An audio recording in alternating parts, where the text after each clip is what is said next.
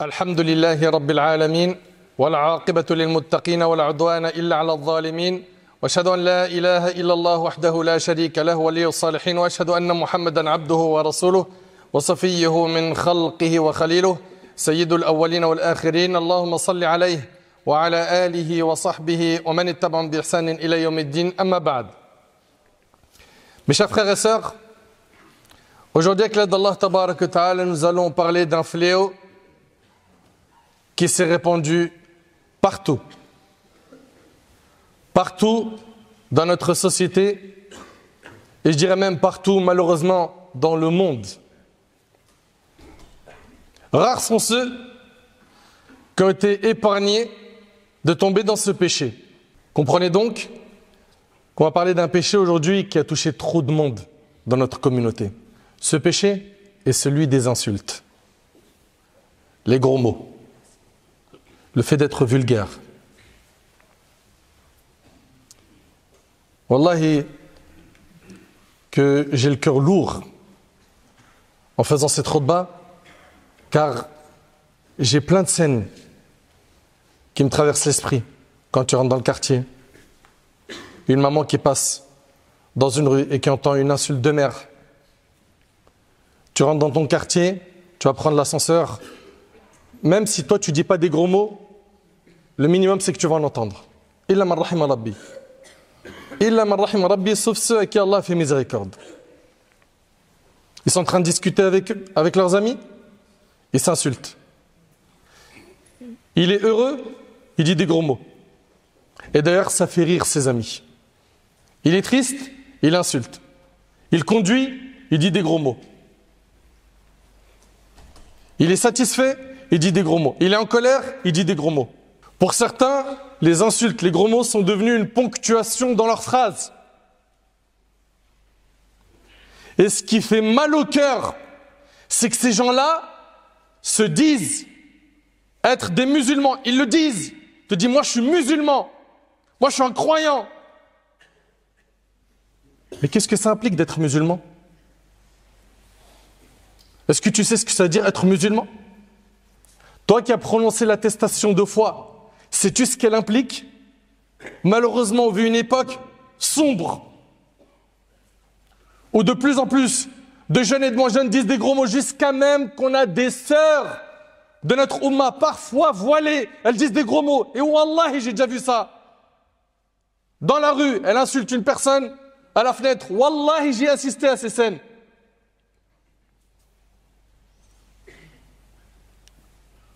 Ils veulent percer dans les réseaux sociaux? Les gros mots. Tu lui dis, mais pourquoi tu dis des gros mots? Bah, c'est pour maintenir le public. Les humoristes, dans leur stand-up, dans leurs blagues, les gros mots. Sans gros mots, ils ne sont pas drôles. Et eux-mêmes, ils le disent. Il y a même des humoristes parmi les musulmans qui font payer cher les personnes qui vont se faire insulter dans leur spectacle.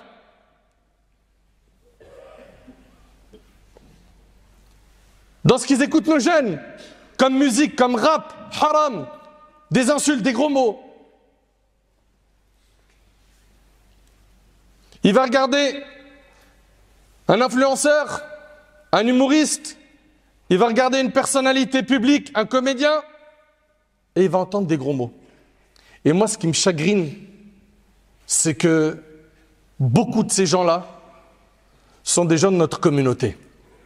Et je vais même rajouter une chose, c'est même les personnes les plus influentes parfois dans les réseaux sociaux. Ils sont reconnus pour être des personnes vulgaires, grossières. Et ils ont entendu des rappels. Et c'est pas une fois, deux fois, trois fois où on leur a dit que les gros mots c'est haram. Des gens sont montés dans des lives pour leur dire ce que tu fais c'est pas bien. T'insultes trop, t'insultes des mères à tout va. Et parfois ils vont même insulter des imams et des prêcheurs. Mais ces personnes-là, ils ne savent pas qu'il y a un jour qui s'appelle le jour des comptes. Ils ne voient pas le temps défiler, qu'ils sont en train de prendre de l'âge, qu'ils sont en train de se rapprocher de leur tombe, que l'ange de la mort ne va pas tarder à venir prendre leur âme. Ils ne se posent pas de questions, ces gens-là. Comment ils en sont arrivés à ce degré d'insensibilité? Tu te dis musulman? Eh bien, si tu es musulman, tu n'es pas libre de faire ce que tu veux. Tu dois faire ce qui va être dit dans cette khutbah. Notre bien-aimé Muhammad sallallahu alayhi wa sallam, dans le hadith rapporté par Bukhari et Muslim, selon Abu Moussa, radiyallahu anhu. Abu Moussa, il dit, j'ai demandé au messager d'Allah, quel est le musulman le plus émérite? Quel est le meilleur musulman? Il répondit, celui dont les musulmans sont à l'abri du mal de sa langue et de sa main. Celui dont les musulmans sont à l'abri de sa langue et de ses mains. Subhanallah.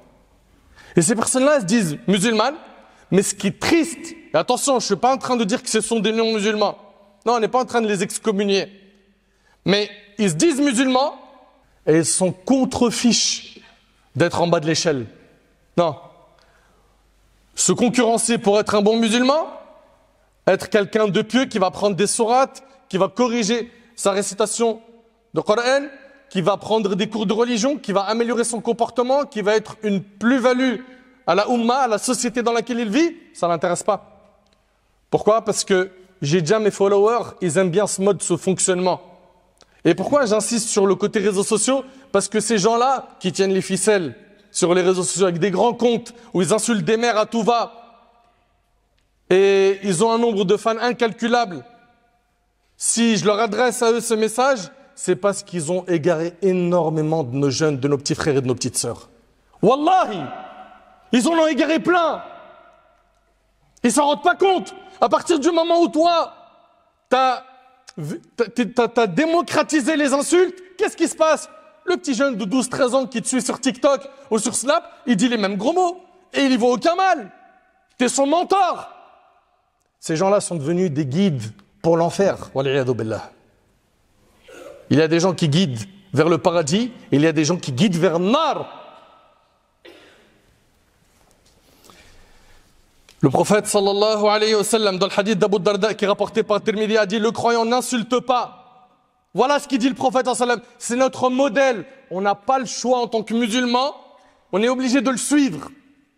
Parce que certains disent, non, moi je suis pas le prophète. Le prophète, c'est trop un excellent modèle pour moi. Non, t'as pas le choix, t'as pas compris. À partir du moment où tu as dit Ashhadu an la ilaha illallah ou Ashhadu anna Muhammad Rasulullah, cela implique que tu as accepté le prophète sallam comme modèle. T'as pas le choix. Sinon, dis clairement que tu rejettes l'attestation de foi. Dis clairement que tu veux pas le modèle prophétique et tu préfères suivre tel rappeur et tel influenceur, tel humoriste, parce qu'il est drôle, parce qu'il a des likes, parce qu'il te divertit ton temps dans le fasad, dans le haram. Le prophète sallam a dit, le croyant n'insulte pas, ne maudit pas, et il n'est ni vulgaire ni grossier. Et c'est rapporté par l'imam al-Tirmidhi. Allahu Akbar. Normalement, le croyant, par la force de sa foi, il doit s'orner des nobles caractères et les plus parfaites vertus morales. Et il doit s'éloigner de tout ce qui est vil.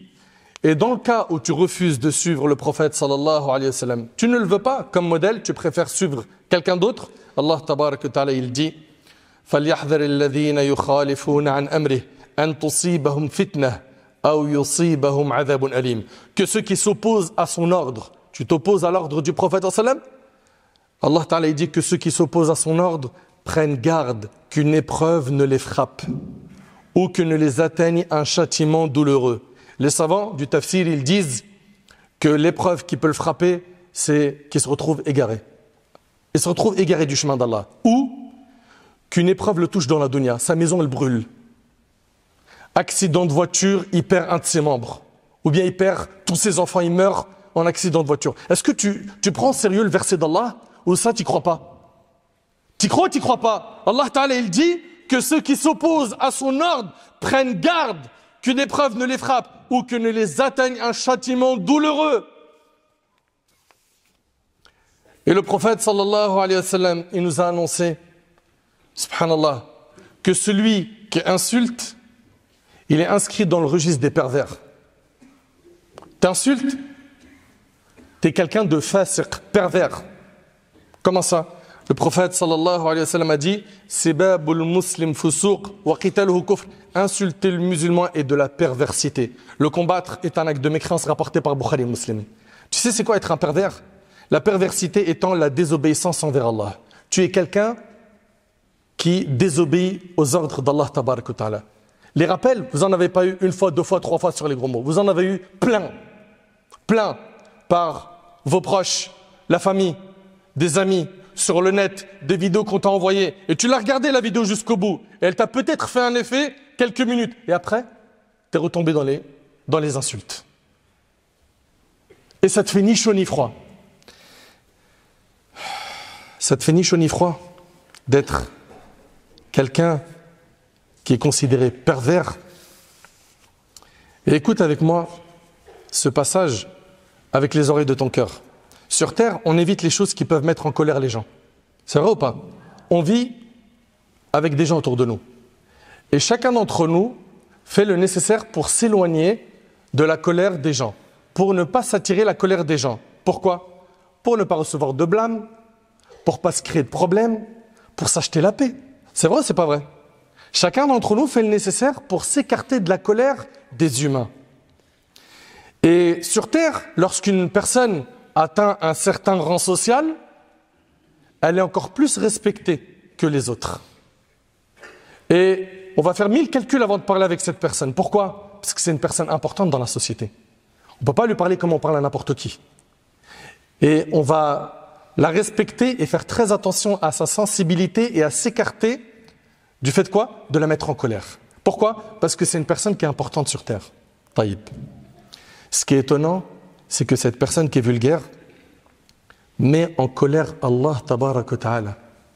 Et ça ne lui fait ni chaud ni froid. Il a peur de mettre en colère les humains, mais ça lui fait absolument rien de savoir que par sa grossièreté, par sa vulgarité, il met Allah tabarak wa ta'ala en colère. La preuve, selon Abu Darda radiyallahu anhu, le prophète sallallahu alayhi wa sallam a dit le jour de la résurrection, rien n'est plus lourd sur la balance du serviteur croyant que le bon comportement. Allah déteste tout être vulgaire aux propos grossiers. Allah, il le déteste. Mais vous réalisez? T'imagines si tu es détesté par Allah? Mais wallahi, c'est terrible. Allah déteste tout être vulgaire aux propos grossiers. Et c'est rapporté par l'imam at-Tirmidhi. Être détesté par Allah, c'est être loin de sa miséricorde. Être détesté par Allah, c'est se priver de sa protection. Être détesté par Allah, c'est s'exposer au châtiment qu'il a réservé aux criminels, aux injustes. Tu vas en faire partie. Tu ne peux pas retenir ta langue et te taire. Toi qui as envie de dire des gros mots. Et parfois, c'est pourquoi? C'est pour amuser la galerie. Parce que c'est en insultant la mère d'un tel, en humiliant un tel par une insulte, que je mets de l'ambiance. Tu mets de l'ambiance en mettant en colère Allah. Est-ce que tu as un cœur ou de la roche? Mais comment est-ce qu'on réfléchit? Après, certains vont me dire, mais tu peux arrêter de crier? Mais comment? Le prophète, vous pensez que quand il était sur le minbar, il ne criait pas? Dans le hadith de Jabir qui est rapporté par l'imam Muslim, tellement le prophète, il criait, il devenait rouge dans la khutbah. Et les compagnons disaient, c'est comme si qu'il avertissait une armée. On n'est pas là pour vous donner des petits pansements, des petites pommades, alors qu'il y a besoin d'opération. Pour une opération, il faut que vous écoutiez les propos comme il le faut.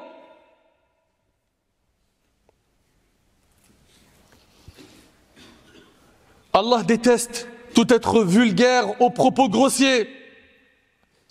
Subhanallah, Allah tabarak wa ta'ala, il te voit tout le temps. Il comptabilise tout. Tout ce que tu dis, c'est écrit. Le jour du jugement, on te remettra ton livre. Il y a tout écrit. Ça te fait pas peur, ça?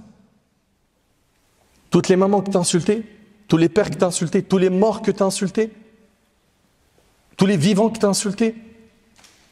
Et quand je pense à ces personnes-là, qui, comme le dit le prophète, ils sont détestés par Allah. Pourquoi? Parce qu'ils sont vulgaires. Quand je pense à ces personnes-là qui sont détestées par Allah et qui ont un nombre incalculable d'abonnés sur le net, Allahu Akbar.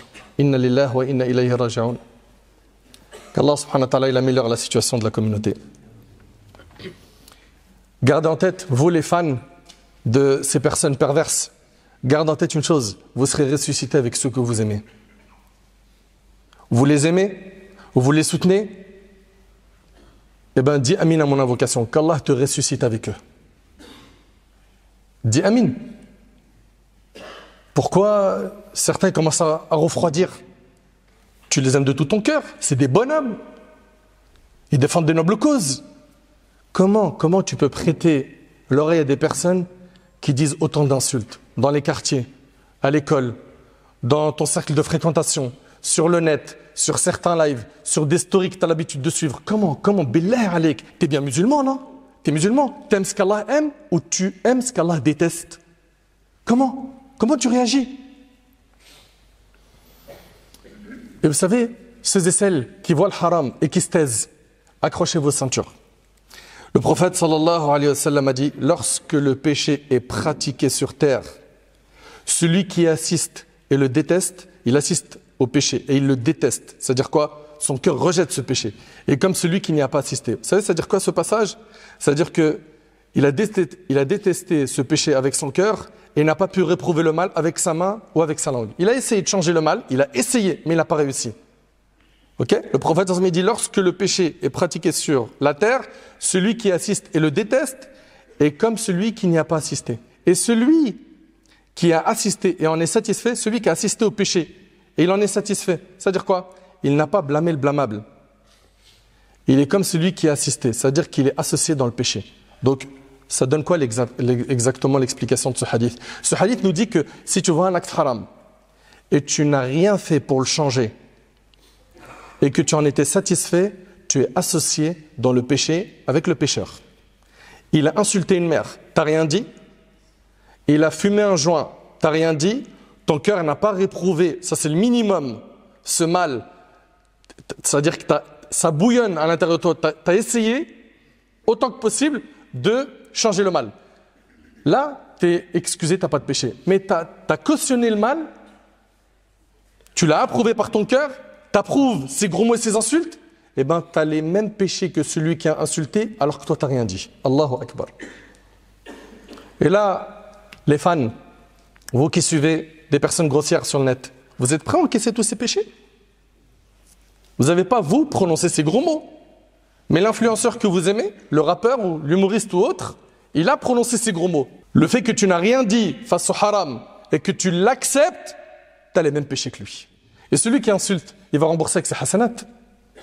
Le prophète, vous connaissez le hadith quand il a dit, savez-vous qui a fait faillite? C'est quelqu'un qui a prié, qui a jeûné, qui a fait l'aumône, mais en parallèle, il a fait quoi? Il a insulté un tel. Le prophète, il a cité ici dans le hadith rapporté par Muslim qu'il a insulté un tel. Il a pris les biens d'un tel. Il a été injuste envers un tel. Et bien, par le fait que tu as insulté des gens, le jour du jugement, il se peut que tu te retrouves avec une queue de personnes. Ils t'attendent pour que tu répares les torts que tu as causés sur terre. Tu as insulté sa mère? Allez, rembourse avec tes hasanat. Imagine-toi que tu te retrouves avec un nombre incalculable de gens et que tu as remboursé tout le monde, tu n'as plus de hasanat. Tu sais qu'est-ce qui va se passer? Le reste des victimes, ils vont prendre leurs péchés et ils vont les mettre sur ton dos et tu seras jeté en enfer. C'est lui qui a fait faillite le jour du jugement. Subhanallah. Et ton péché, t'as pas honte de l'afficher en plus sur le net? Aujourd'hui, nos frères et nos sœurs, ils font des péchés et ils les affichent sur le net. Et ils sont même très souvent heureux d'avoir les gros mots les plus inédits. C'est comme un scoop. Tiens, allez, c'est pour toi, c'est emporté. Prends ce gros mot, c'est une nouveauté. Allez, c'est moi qui régale aujourd'hui. Et il enseigne des gros mots. Toutes les personnes qui vont répéter le gros mot que tu as enseigné, même après ta mort, tu encaisseras les péchés. Et tant que les personnes prononceront ces gros mots, tu auras les mêmes péchés qu'eux.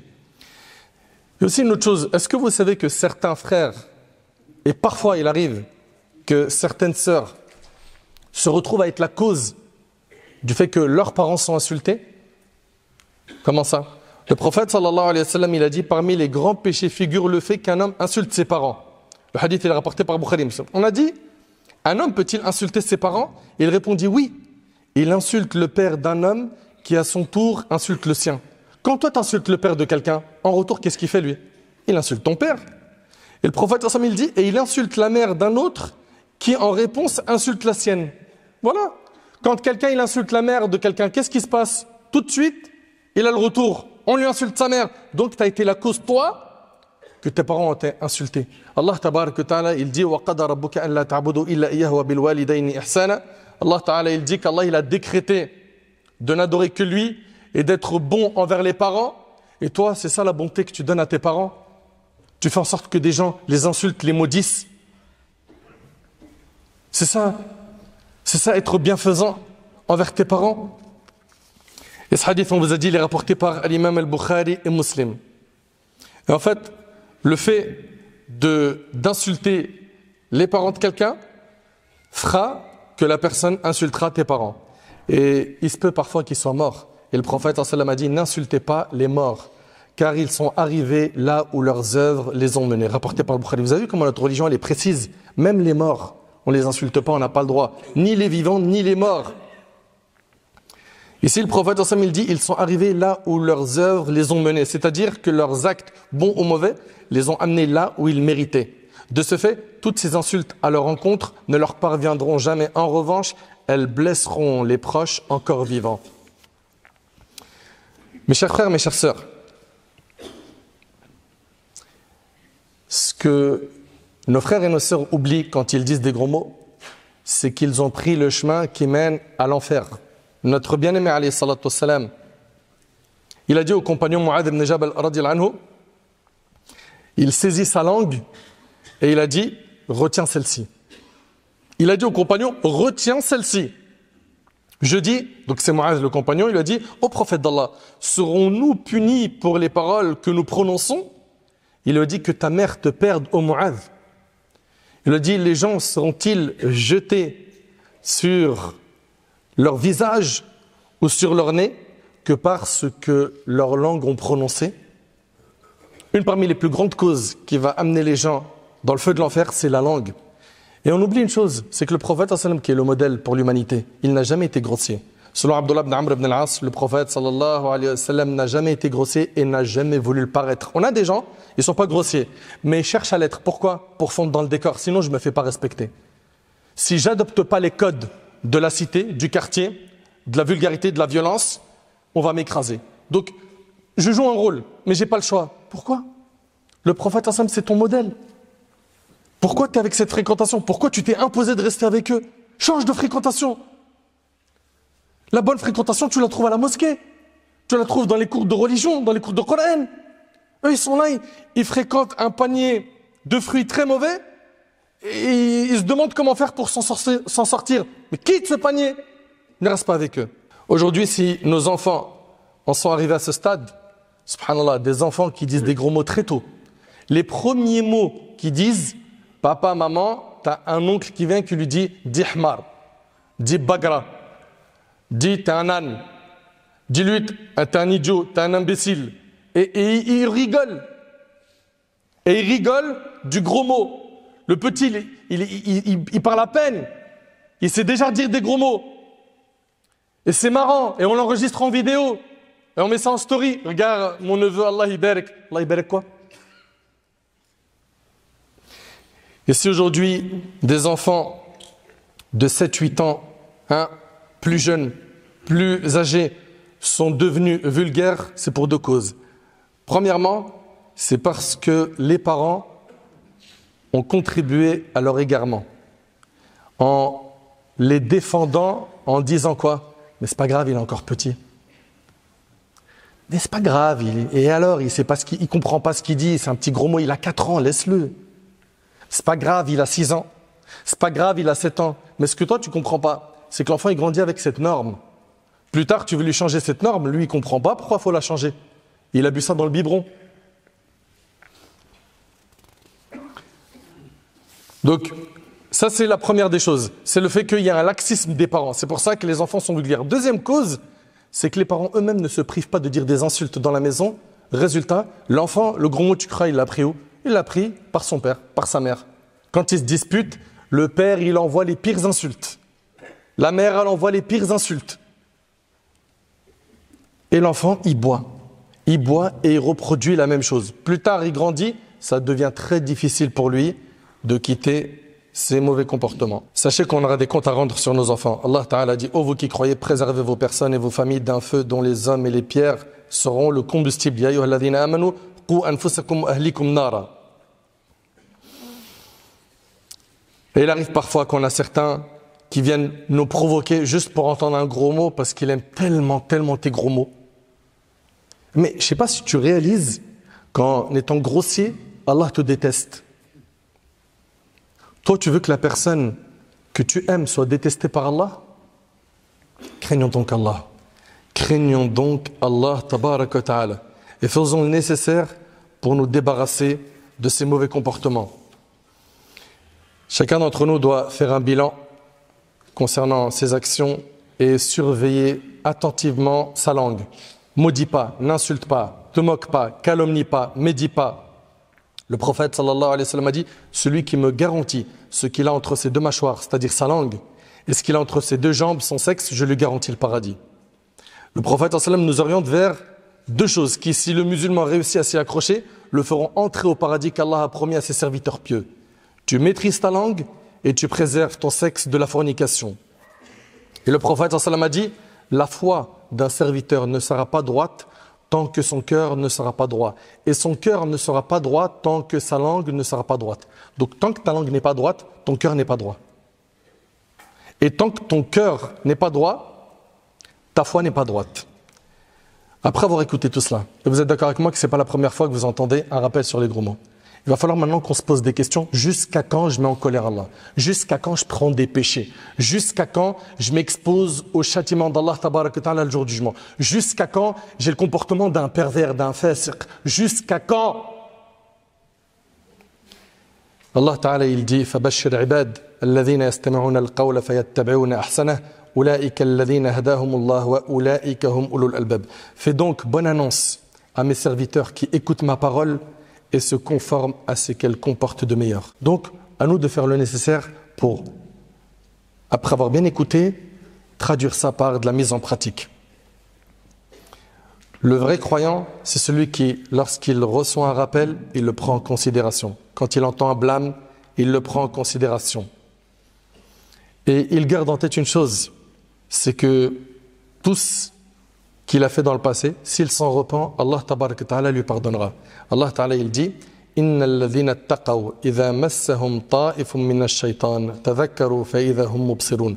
Lorsqu'une suggestion de Satan effleure ceux qui craignent Allah, ils se rappellent la rétribution d'Allah et redeviennent clairvoyants. C'est comme ça qu'on doit être. Shaitan, il nous a piégés, il nous a fait prononcer plein de paroles qu'on regrette. Revenons vers Allah subhanahu wa ta'ala. Et peu importe le nombre des péchés que tu as fait, si tu te repens sincèrement, Allah tabaraka ta'ala te les pardonnera. Il peut même les changer en bonne action. Enfin, mes frères, mes sœurs, s'il vous plaît, c'est un message du cœur. Vous m'avez entendu crier, vous m'avez entendu hausser le ton. Wallahi, que mon cœur est plein d'amour envers tous mes frères et mes sœurs. Et Allah seul sait à quel point j'aime la Oumma. Parce que ça me fait mal au cœur de voir cet égarement. Et que ça se normalise. Et que plus rien aujourd'hui ne vous choque. Des gens qui insultent Allah, des gens qui insultent le prophète, des gens qui insultent les compagnons, des gens qui insultent des mères, des gens qui disent des énormités sur la religion. Il n'y a plus rien qui choque. Non, ne soyons pas de cela. Ne soyons pas de cela et ayons-nous ce rôle d'être de ceux qui ya'muruna bil ma'ruf wa yanhauna 'anil munkar birifq, bilin, bihikma, bi'ilm. Soyons de ceux qui vont appeler au convenable et qui vont interdire le blâmable avec sagesse, avec science, avec douceur. Allez voir ces gens-là sur le net, dans vos familles, et parlez-leur. Le fait que vous restez silencieux et vous ne parlez pas, si vous approuvez le mal, sachez que vous êtes associé avec eux. Donc désavouez-vous de ces actions avant que ça devienne critique pour vous le jour du jugement. Conseillez vos frères, conseillez vos sœurs. Ne laissez pas une occasion, sans remplir votre mission de vrais croyants, de venir dire stop. Ils ne t'écoutent pas, c'est pas grave, tu n'es pas responsable du résultat. Ils te critiquent, les prophètes ont été critiqués avant toi. Tu es sur la voie des prophètes. Bravo, continue. Tant qu'il y a des gens comme vous, alhamdulillah, Allah tabaraka wa ta'ala préservera la Oumma. Car si plus personne n'appelle au bien, Allah tabaraka wa ta'ala frappera tout le monde d'un châtiment. Et ça, c'est relaté dans des textes. Donc, soyons chacun acteurs à notre échelle, que ce soit au sein de notre famille, dans notre quartier, dans mon travail, sur Internet, en commentant, en montrant qu'on désapprouve le haram, qu'on n'est pas d'accord, qu'il faut appeler les gens à craindre Allah, etc. De cette manière-là, on aura rempli, Inch'Allah, notre devoir, qu'Allah tabaraka wa ta'ala améliore notre situation, qu'Allah subhanahu wa ta'ala améliore notre comportement, Qu'Allah tabarak wa ta'ala pardonne à nos frères et nos sœurs qui ont été vulgaires. Ce message, ce n'est pas la première fois que vous l'entendez sur les gros mots et sur les insultes. Mais aujourd'hui, bi'idhnillahi tabarak wa ta'ala, ceux qui ont entendu et ceux à qui il leur parviendra ce message, ils n'auront plus d'arguments devant Allah. Ya Allah, j'ai transmis, sois témoin. Allahumma inni qad ballaght, Allahumma fashhad. Ya Allah, j'ai transmis, sois témoin. Ya Allah, j'ai transmis, sois témoin. Sallallahu tabarak wa ta'ala an yataqabbala minna wa minkum salih al-a'mal.